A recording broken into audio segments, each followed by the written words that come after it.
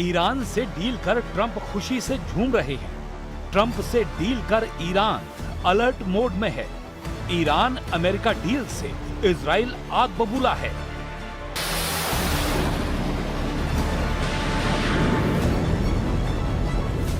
Israel ने ऐलान कर दिया है कि खाड़ी युद्ध अभी बाकी है। इजराइल अकेले ईरान को सबक सिखाने की धमकी दे रहा है। इजराइल ने यह भी साफ किया है कि वो अब ट्रंप के हथियारों के भरोसे नहीं है। इजराइल खुद को ठगा हुआ महसूस कर रहा है। इजराइल ट्रंप को यह समझा नहीं पा रहा कि ईरान का खतरा टला नहीं है। इजराइल ने जिस अमेरिका के दम पर युद्ध शुरू किया वही धोखेबाज निकला। जब इजराइल जीत रहा था, जब इजराइल ईरान में घुसकर बम फोड़ रहा था, जब इजराइल ने लेबनान में तहलका मचा रखा था, तब ट्रंप ने सीज फायर कर दिया। 39 दिनों के युद्ध में इजराइल सब पर अकेले भारी पड़ रहा था। तब ट्रंप ने नेतन्याहू को डांटकर हमले बंद करवा दिए। यही नहीं, इजराइल की लाख कोशिशों के बाद भी ट्रंप ने ईरान की सभी शर्तें मानकर समझौता कर डाला। यहीं से इजराइल का गुस्सा भड़का है। ट्रंप से डील होते ही इजराइल के सभी दुश्मनों ने बदला लेने का ऐलान कर दिया है, जिसे नजरअंदाज कर ट्रंप अपनी पीठ थपथपा रहे हैं। ट्रंप रैलियों में ईरान से डील को ऐतिहासिक बता रहे हैं। उन्होंने ईरान को निष्पक्ष समझौते का यकीन दिलाया है। Now we're trying to work out a deal that's fair, and we also want to work out a deal. You know, the stock market hit a new high today again.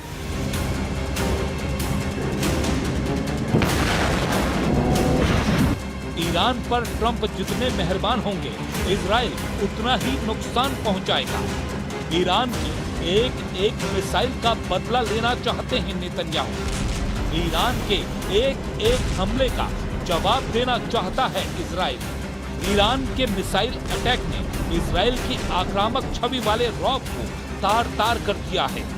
यही वजह है कि अब इजराइल हमले के लिए बेकरार है।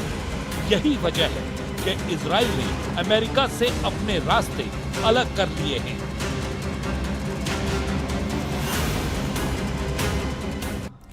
नमस्कार, कच्चा चिट्ठा देख रहे हैं आप। मैं हूं आपके साथ सपना शुक्ला। ईरान ने अमेरिका से हुए समझौते को ट्रंप की करारी हार कह दिया है। ईरान ने यह भी साफ कहा है कि वो अपने मिसाइल प्रोग्राम पर किसी तरह की बातचीत और समझौते के लिए तैयार नहीं है। इधर इजराइल ने ऐलान किया है कि ईरान से युद्ध अभी खत्म नहीं हुआ है। नेतन्याहू ने सेना के लिए अमेरिका जैसे घातक हथियारों को बनाने की जानकारी दी है और ट्रंप ने भी ईरान के एटमी ठिकानों की जांच का मुद्दा फिर से भड़का दिया है।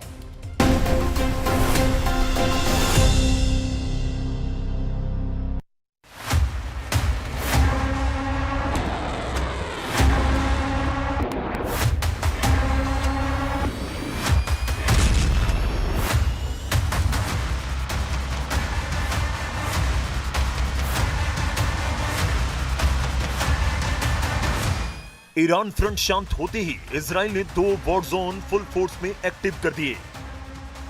एक है लेबनान और दूसरा गाजा।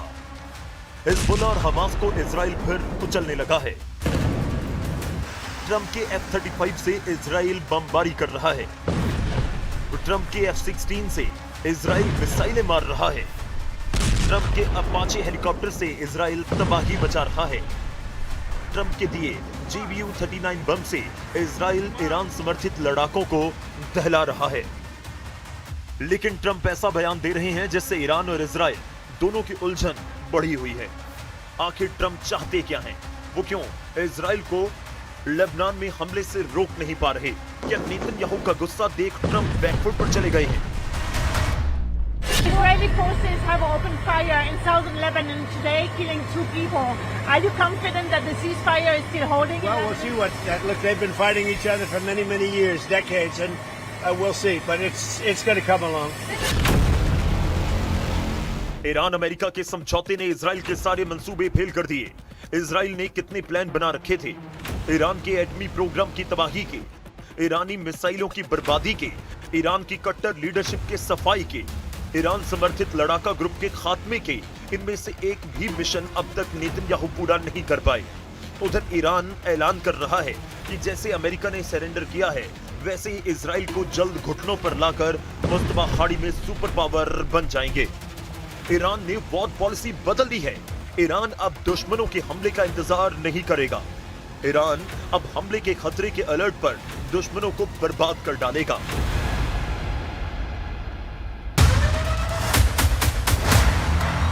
ट्रंप को अपनी शर्तें मनवाने वाले ईरानी संसद स्पीकर ने यह अपडेट दिया है। बागेर कालीबाफ ने कहा कि अमेरिका इजराइल को युद्ध में हराने के बाद ईरान का अगला मिशन लेबनान युद्ध का अंत कराना है। कालीबाफ ने धमकी दी है कि नेतन्याहू ने हिजबुल्लाह पर हमले बंद नहीं किए तो तेल अवीव को मिसाइलों से पाट दिया जाएगा।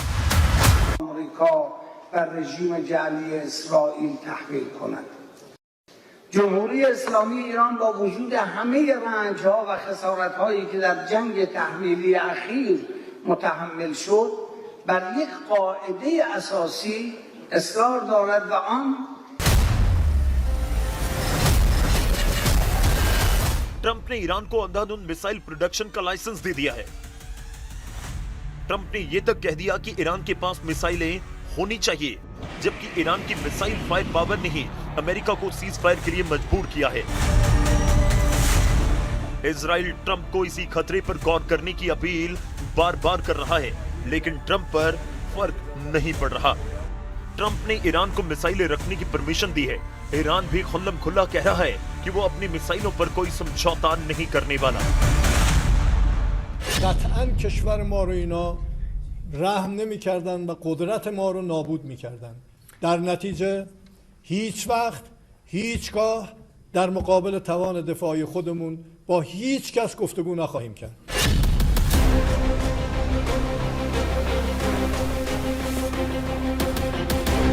ईरान की मिसाइलों से बचने के लिए इजराइल क्या ट्रंप के भरोसे रह सकता है?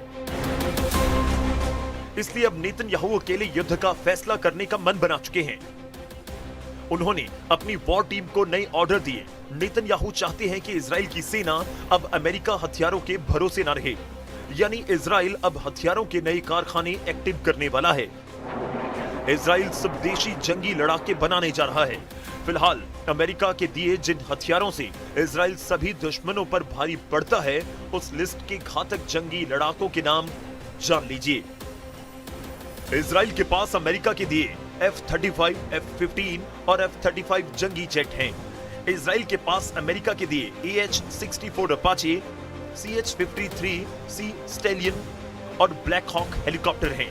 इजराइल के पास मेड इन अमेरिका मिसाइल और गाइडेड बम में GBU-39, मार्क 80 सीरीज बम और एमराम बियॉन्ड विजुअल रेंज वाली मिसाइलें हैं। इजराइल अमेरिका से मिली M109 हॉप्टिजर तोप और M113 बख्तरबंद गाड़ियां भी इस्तेमाल करता है।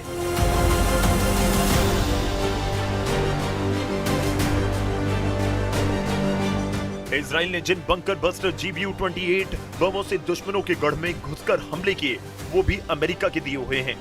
अमेरिका के हथियार इजराइल के लिए कवच का काम करते हैं, लेकिन उससे ज्यादा काम आता है अमेरिका का खौफ। अगर अमेरिका ने इजराइल के सर से हाथ हटा लिया तो वो अकेले युद्ध में टिक पाएगा मुश्किल है, क्योंकि इजराइल के दुश्मन एक दो देश नहीं है।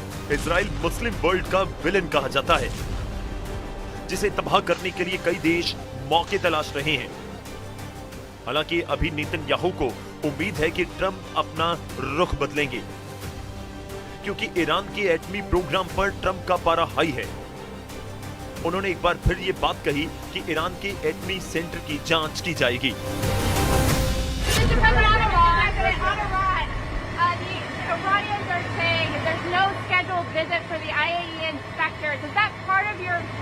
They're wrong. They're wrong. They know they're wrong. They told us inside, and we have it down 100% inspections. And if they were right, I'd cancel the meetings right now. Iran की missile power केवल Israel के लिए tension नहीं है, ये उन दुश्मनों के लिए भी खौफ का नाम है जिन्हें ईरान बख्शने के लिए तैयार नहीं। खाड़ी के कुछ देशों से ईरान को अभी हिसाब बराबर करना है। इस मिशन को ईरान अपने लड़ाका ग्रुप को बचाने के बाद शुरू कर सकता है। फिलहाल ईरान हिजबुल्लाह को बचाने के लिए जोर लगा रहा है। रेवोल्यूशनरी फोर्स हिजबुल्लाह को अल्मास जैसी मिसाइलों की सप्लाई तेज करने के सिग्नल दे रहे हैं, क्योंकि फाइटर ग्रुप ने अल्मास के धमाकों से इजराइल को कई मौकों पर पीछे धकेला है। यह है वो अल्मास मिसाइल जो ईरान ने बनाई और फिर हिजबुल्लाह को सप्लाई की। अल्मास का मतलब होता है डायमंड, यानी हिजबुल्लाह इजराइल पर डायमंड वाला अटैक कर रहा है। अल्मास मिसाइल का कनेक्शन इजराइल की स्पाइक मिसाइल से है। 2006 में हुए इजराइल और हिजबुल्लाह के युद्ध में इजराइल की स्पाइक मिसाइल हिजबुल्लाह के हाथ लग गई थी। उसके बाद यह मिसाइल ईरान तक पहुंची और ईरान ने तैयार कर ली स्पाइक की हूबहू नकल। अब हिजबुल्लाह इसी मिसाइलों से इजराइल पर ताबड़तोड़ हमले कर युद्ध जीतने की तैयारी में है।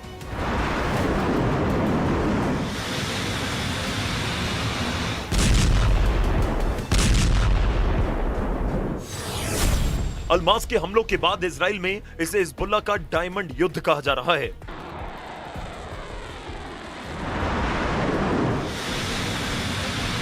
अल्मास मिसाइलों से हिजबुल्लाह ने पहले माउंट मेरॉन पर कई हमले किए। ये जगह लेबनान इजराइल बॉर्डर पर है, जहां लड़ाका ग्रुप ने टारगेट किया आयरन डोम के रडार को। माउंट मेरॉन पर एक ही हमले में बहुत ही सटीक तरह से उसे उड़ा डाला गया, नेतन्याहू का सिक्योरिटी कवच। इसी रडार से इजराइल हिजबुल्लाह के रॉकेट को ट्रैक करता है। ऐसे हमले इजराइल के लिए बड़ा चैलेंज बन गए हैं। कब हिजबुल्लाह की कौन सी मिसाइल टकराएगी, कब हिजबुल्लाह के रॉकेट गिरेंगे, इजराइल की सेना के लिए ये बड़ी पहेली बन चुकी है।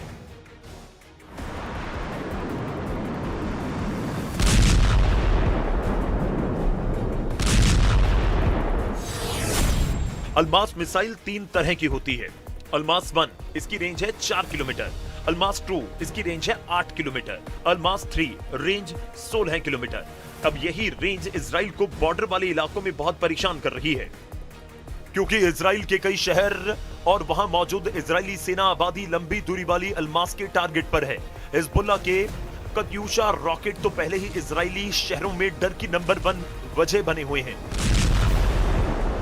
इजराइल भी बदला ले रहा है। उसने लेबनान के इलाकों में लगातार बम बरसाए। यहाँ चलती हुई कार को मिसाइल से उड़ाया जा रहा है, तो किसी इमारत को बड़े धमाके से मिट्टी में मिला दिया जाता है। ऐसे ही कई और जगहों पर हमला हुआ, जिसमें हिजबुल्लाह की लोकल लीडरशिप के बड़े हिस्से को भी खत्म करने का दावा इजराइल ने किया। इजराइल के ग्राउंड ऑपरेशन को देखते हुए इजराइल लेबनान की लाखों की आबादी अपना घर छोड़कर उत्तर की तरफ जा चुकी है। देखा जाए तो वक्त लेबनान और इजराइल के मौत वाले बॉर्डर पर हिजबुल्लाह का कंट्रोल खत्म नहीं हुआ है। हिजबुल्लाह न केवल अल्मास बल्कि ऐसी मिसाइल फायर कर रहा है जिसके आगे इजराइल के टैंक अपनी तोप रगड़ते हुए नजर आए।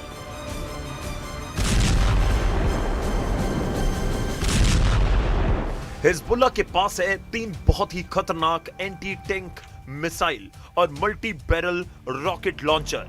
ये मिसाइल ईरान से सप्लाई की जा रही है और ऐसी मिसाइलों का हिजबुल्लाह के पास बहुत बड़ा जखीरा है।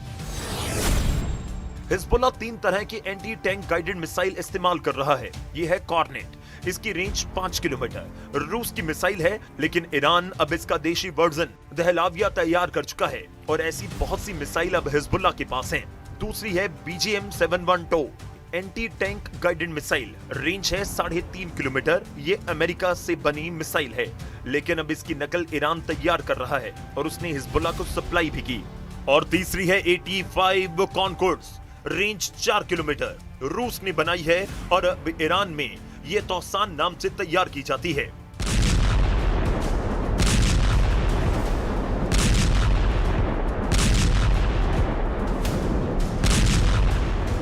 ऐसी मिसाइलों से हिजबुल्लाह के इजराइल के मेरान एयर सर्विलांस एयरबेस समेत कई अड्डों पर हमले किए गए।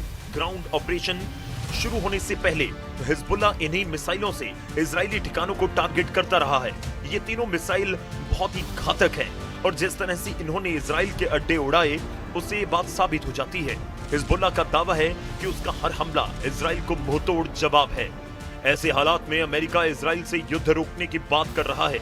अगर इजराइल ने दुश्मनों के हमलों का जवाब नहीं दिया तो ज्यादा दिन सलामत नहीं रह सकता। इसलिए युद्ध का फाइनल राउंड अभी बाकी कहा जा रहा है।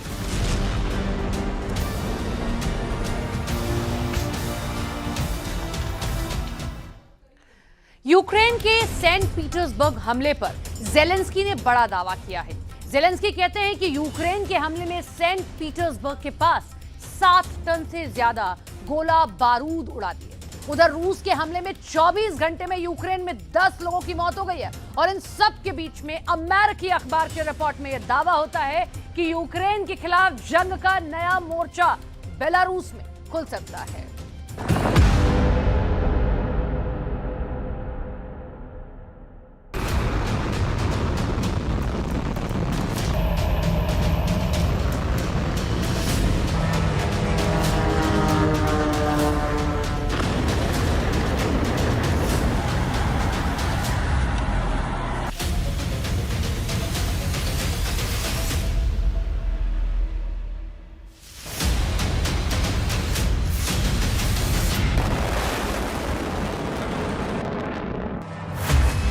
ना यूक्रेन के ड्रोन हमले रुक रहे हैं, ना पुतिन का बैलिस्टिक अटैक।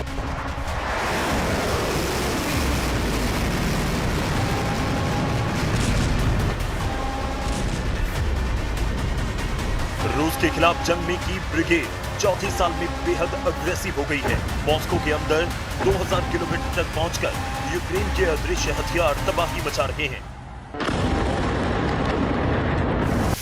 लाइन पर कीव की सेना ने रूस की रफ्तार को धीमा कर दिया है। तो क्या अब पुतिन नया रास्ता तलाश रहे हैं या मॉस्को का अगला टारगेट पोलैंड और बाल्टिक देश हैं? या पुतिन ने लुकाशेंको को मिशन यूरोप सौंप दिया है? यूक्रेन में जंग अभी खत्म नहीं हुई, लेकिन यूरोप में एक नया डर पैदा हो चुका है। डर इस बात का कि अगर पुतिन का मिशन यूक्रेन अधूरा रह गया तो क्या अगला नंबर पोलैंड का होगा? क्या नेटो बॉर्डर पर रूस और बेलारूस कोई बड़ा खेल खेलने की तैयारी में है?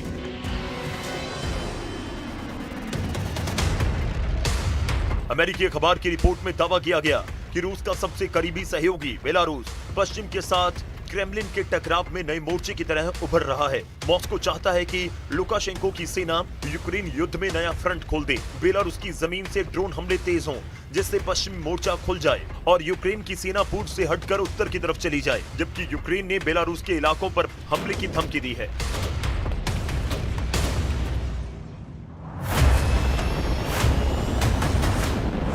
रूस की सेना यूक्रेन में लड़ रही है, लेकिन यूरोप के देश पूछ रहे हैं कि पुतिन का मिशन क्या सिर्फ यूक्रेन तक ही सीमित रहेगा या पुतिन यूक्रेन में अपना मकसद पूरा करके रुक जाएंगे?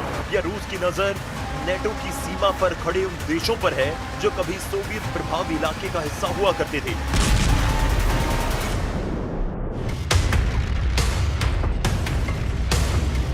पोलैंड, लिथुआनिया, लातविया, एस्टोनिया, ये चारों देश आज नेटो के सदस्य हैं। पोलैंड नेटो का सबसे मजबूत पूर्वी सदस्य है और यूक्रेन को हथियार सप्लाई में लीडर।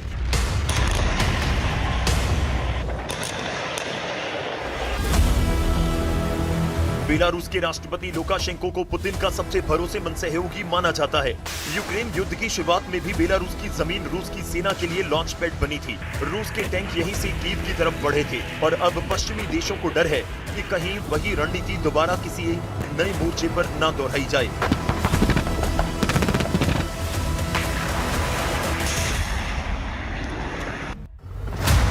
लेकिन यूरोप में डर सिर्फ पोलैंड का नहीं है। असल डर उस 65 किलोमीटर के गलियारे का है जिसे नेटो के रणनीतिकार यूरोप का सबसे खतरनाक कॉरिडोर कहते हैं। सवाल की क्या है, एक ऐसा इलाका जो पोलैंड और लिथुआनिया को जोड़ता है, लेकिन इसके एक तरफ बेलारूस है और दूसरी तरफ रूस का सैन्यगढ़ कालिनिनग्राड। अगर किसी दिन रूस और बेलारूस ने इस कॉरिडोर को बंद कर दिया तो लिथुआनिया, लातविया और एस्टोनिया का जमीनी संपर्क नेटो से लगभग कट सकता है। यही वजह है कि एक बार जब बेलारूस में रूसी मिलिट्री एक्शन बढ़ता है तो वॉर्सा से लेकर ब्रसेल्स तक अलार्म बजने लगते हैं। Всі наші підрозділи, дякую вам, цей наш тиск та кожна інша форма тиску на Росію мають працювати і надалі, і спрацювати на мир. Вже більшість в Росії висуває претензію Путіну, що його... फिलहाल ऐसा कोई संकेत नहीं कि कि रूस नेटो देश पर हमला करने जा रहा है, लेकिन यूरोप इस खतरे का आकलन सबसे बुरे हालात को सामने रखकर कर रहा है। और यही वजह है कि पोलैंड ने अपनी मिलिट्री एक्शन को बढ़ा दिया, अपनी सीमा की सुरक्षा को मजबूत कर रहा है। नेटो सैनिकों की तैनाती लगातार बढ़ रही है, क्योंकि अगर कभी पोलैंड पर हमला हुआ तो मामला केवल पोलैंड तक सीमित नहीं रहेगा। नेटो की आर्टिकल 5 लागू हो सकती है, यानी एक सदस्य देश पर हमला पूरे नेटो पर हमला माना जाएगा। यही डर है कि कहीं यूक्रेन युद्ध सीधे रूस बनाम नेटो जंग में ना बदल जाए।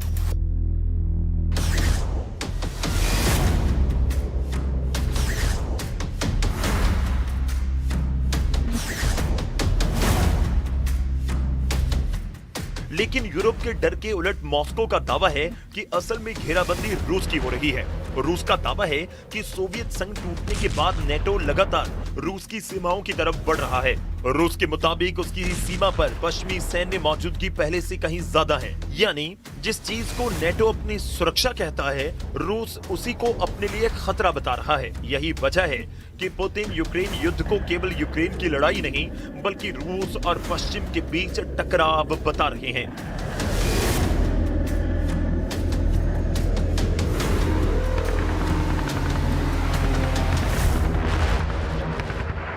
Делается только с одной целью – создать для себя благоприятные условия в случае начала или, точнее, возобновления прерванных же по инициативе Украины мирных переговоров с так называемых сильных позиций. Каких сильных позиций? Речь может идти только о создании впечатления.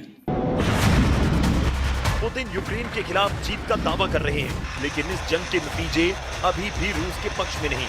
तो क्या क्रेमलिन कोई ऐसा पॉइंट तलाश रहा है जो यूक्रेन पर ज्यादा दबाव बना सके? क्या बेलारूस को आगे करके नेटो की पूर्वी सीमा पर तनाव बढ़ाया जाएगा? क्या पोलैंड और बाल्टिक देशों के खिलाफ हाइब्रिड वॉर, साइबर अटैक या सैन्य दबाव बढ़ सकता है?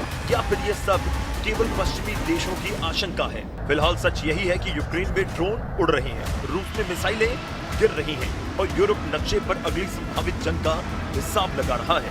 क्योंकि युद्ध अभी यूक्रेन की धरती पर है, लेकिन उसकी परछाई पूरी यूरोप पर दिखाई देने लगी है। यूक्रेन में गोलियां चल रही हैं, लेकिन पोलैंड, बाल्टिक देश और नेटो पुतिन की अगली चाल को पढ़ने में जुटे हैं, क्योंकि सवाल केवल आज का नहीं, यूरोप के आने वाले कल का भी है। Military and industrial capabilities. This we are doing with the Ukraine support loan, by giving Ukraine access to the European Defence Fund. With the drone alliance we are setting up with Ukraine, and Brave Tech EU, Ukrainian and European companies finding solutions to battlefield challenges. Putin की असली डर की वजह ये तस्वीरें। NATO और रूस में जंग भले ही कोई शुरू नहीं हुई, लेकिन नेटो ने जंग का ट्रेलर दिखाना शुरू कर दिया। पहली तस्वीर नेटो के देश बुल्गारिया की है, दूसरी तस्वीर भी नेटो देश स्लोवाकिया की है। दोनों मोर्चों पर युद्ध अभ्यास चल रहा है, लाइव ड्रिल हो रही है और नेटो अपनी सीमा की सुरक्षा को पुख्ता करने में जुटा है।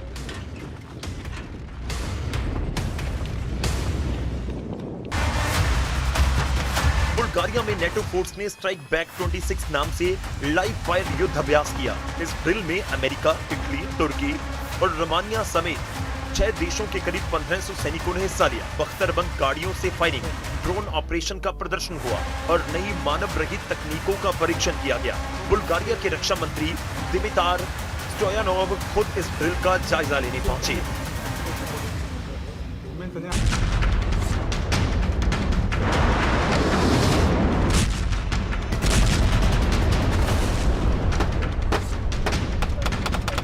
दो 2026 में नेटो फोर्स ने 3 बड़े एक्सरसाइज किए हैं।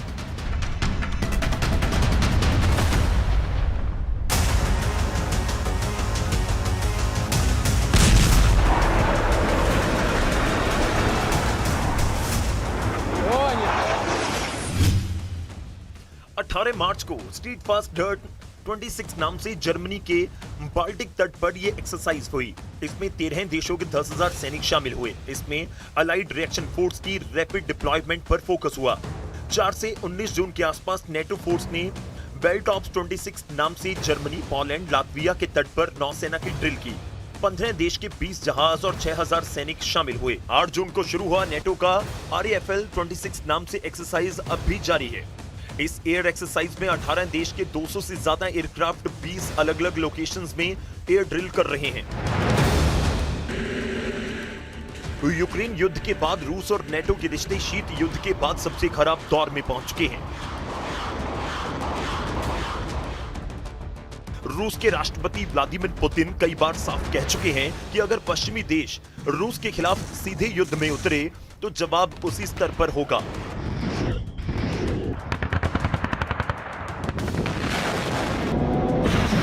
Паритета на десятилетия вперед, можно смело сказать, на весь 21 век.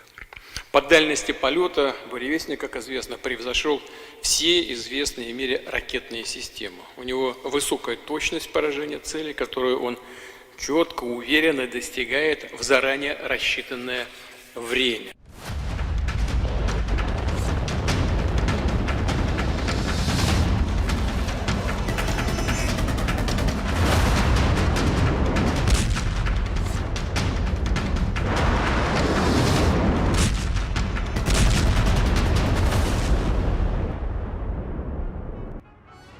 पुतिन के इस बयान के बाद सवाल और बड़ा हो जाता है, क्या रूस और नेटो के बीच टकराव केवल बयानों तक सीमित रहेगा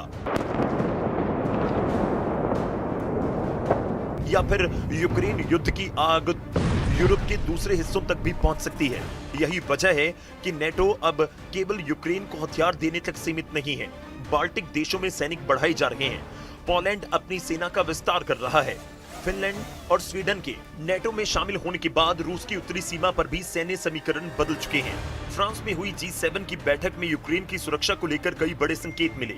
एयर डिफेंस से लेकर लंबी दूरी की क्षमता और सैन्य सहयोग तक पश्चिमी देश बार बार यही संदेश दे रहे हैं कि यूक्रेन को अकेला नहीं छोड़ा जाएगा।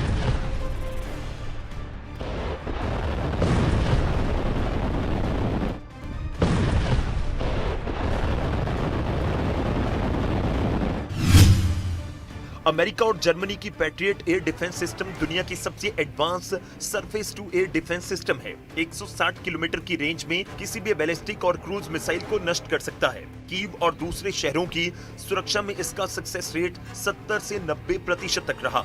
जर्मनी की IRIS-T-SLM medium range defence system जो दुश्मनों के हमले से 360 डिग्री कवर देता है। ये क्रूज मिसाइलें, ड्रोन्स और हेलीकॉप्टर्स के खिलाफ बेहद कारगर हैं।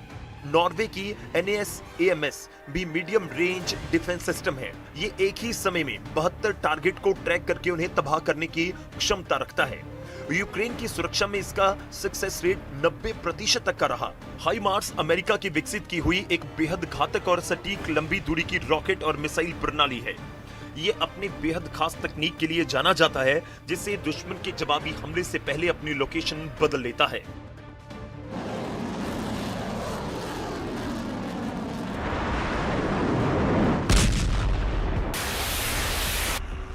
सबसे बड़ा खतरा किसी बड़े हमले का नहीं, बल्कि किसी एक गलती का है। एक मिसाइल सीमा पार गिर जाए, एक ड्रोन नेटो इलाके में पहुंच जाए या किसी सैन्य टकराव का गलत आकलन हो जाए तो हालात अचानक कंट्रोल से बाहर हो सकते हैं। यही डर यूरोप की राजधानियों में सबसे ज्यादा दिखाई दे रहा है। फिलहाल रूस और नेटो आमने सामने खड़े जरूर हैं, लेकिन दोनों जानते हैं कि सीधी जंग की कीमत बहुत भारी होगी। फिर भी यूक्रेन युद्ध ने एक बात साफ कर दी है कि यूरोप का सुरक्षा ढांचा बदल चुका है। पुरानी सीमाएं अब पहले जैसी सुरक्षित नहीं रही और भरोसे की जगह शक ने ले ली है। यूक्रेन में जंग जारी है। पुतिन अपने मिशन की बात कर रहे हैं। नेटो अपनी तैयारियां बढ़ा रहा है। बेलारूस में जंग का नया मोर्चा खुल रहा है और पोलैंड से लेकर बाल्टिक देशों तक हर कोई अगली चाल का इंतजार कर रहा है, क्योंकि सवाल केवल यूक्रेन का नहीं, पूरे यूरोप के भविष्य का है। और फिलहाल उस भविष्य पर बारूद की गंध साफ महसूस की जा सकती है।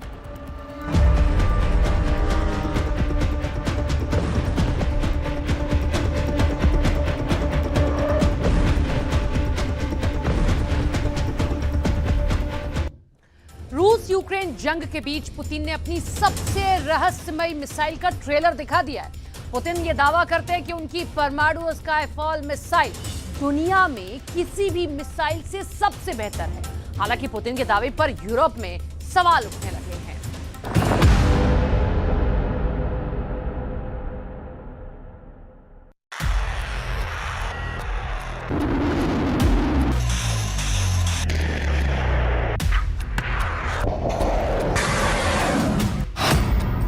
ज़ेलेंस्की के ड्रोन युद्ध से भड़के पुतिन अनलिमिटेड रेंज वाली परमाणु मिसाइल से करेंगे हिसाब।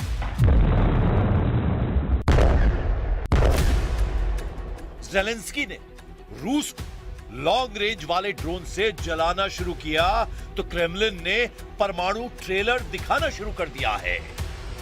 रूस ने परमाणु ड्रिल के बाद सुपरसोनिक परमाणु हथियारों को गिनाना शुरू कर दिया है।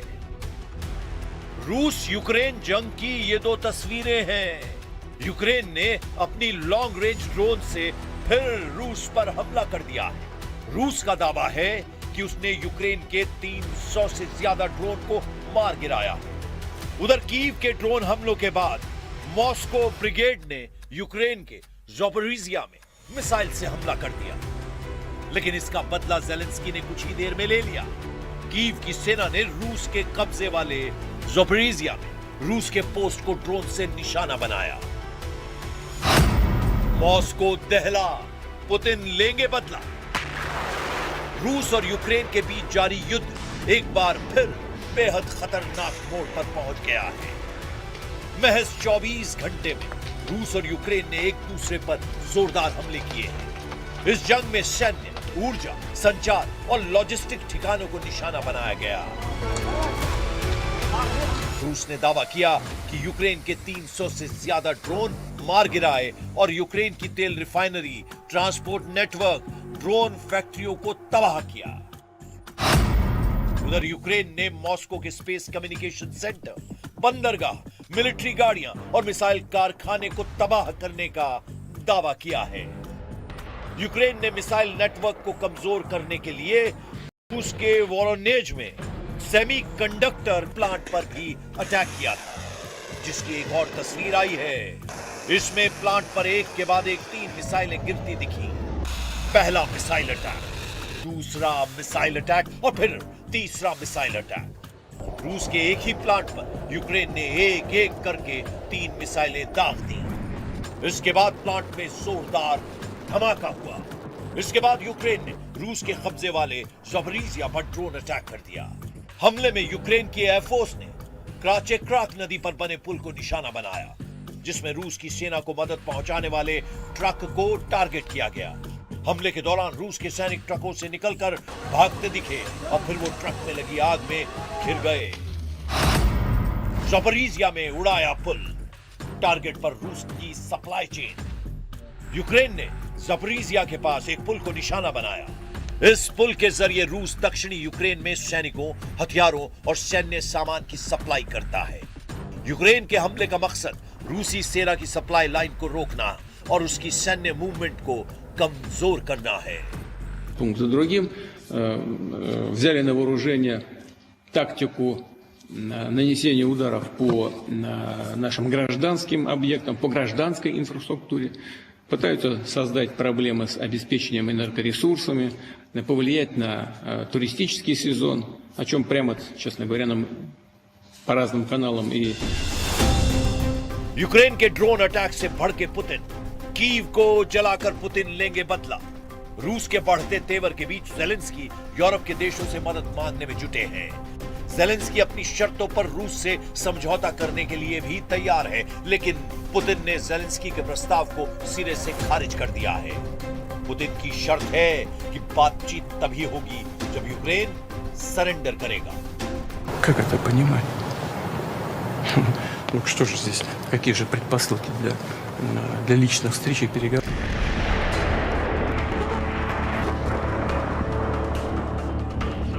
रूस यूक्रेन जंग के फिलहाल खत्म होने के कोई आसार नहीं दिख रहे हैं।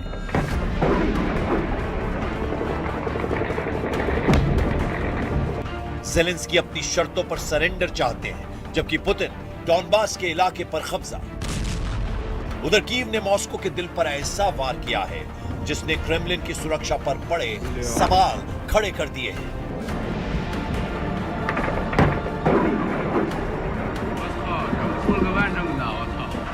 इसके बाद सबसे ज्यादा चर्चा एक रहस्यमयी मिसाइल की हो रही है,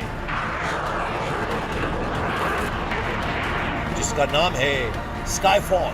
स्काईफॉल रूस की एक परमाणु मिसाइल है जिसने अमेरिका समेत पूरे यूरोप की नींद उड़ा रखी है।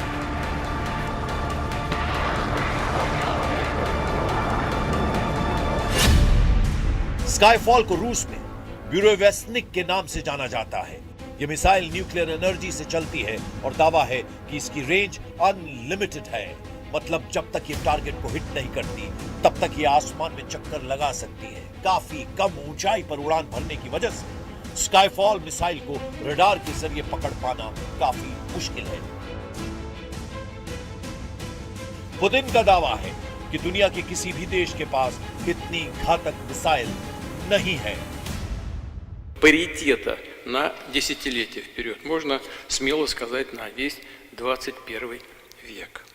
По дальности полета буревестник, как известно, превзошел все известные в мире ракетные системы. У него высокая точность поражения цели, которую он четко, уверенно достиг.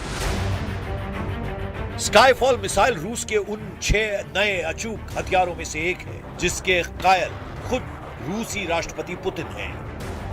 पुतिन ने 1 मार्च 2018 को इसकी जमकर तारीफ की। उनका दावा है कि दुनिया का कोई दूसरा हथियार इसकी बराबरी नहीं कर सकता। वो इसे रूसी हथियार भंडार का सबसे एडवांस और खतरनाक हथियार बताते हैं। लेकिन पश्चिमी देशों को पुतिन का दावा झूठा लगता है। अमेरिका और उसके साथी देशों को स्काईफॉल के टेस्ट रिजल्ट पर शक है।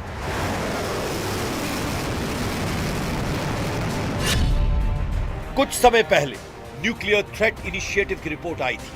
रिपोर्ट में दावा है कि 2016 से अब तक स्काईफॉल के 13 टेस्ट किए गए। ये मिसाइल मुश्किल से सिर्फ 2 में पास हो पाई। लेकिन रूसी जनरल स्टाफ के प्रमुख वालेरी गेरासिमोव का दावा इसके बिल्कुल उलट है। वालेरी गेरासिमोव की माने तो 21 अक्टूबर 2025 को स्काईफॉल मिसाइल ने 15 घंटे में 14,000 किलोमीटर की दूरी तय की थी। तब मिसाइल की एवरेज स्पीड साउंड की स्पीड से 75% थी। फिलहाल स्काईफॉल मिसाइल युद्ध के मैदान में नहीं उतरी है, लेकिन मॉस्को में इसकी चर्चा बढ़ना अपने आप में बड़ा संकेत माना जा रहा है। सवाल यह है कि क्या ड्रोन हमलों से तिलमिलाया क्रेमलिन अब दुनिया को अपनी परमाणु ताकत का संदेश देना चाहता है, या फिर यह सिर्फ मनोवैज्ञानिक दबाव बनाने की रणनीति है।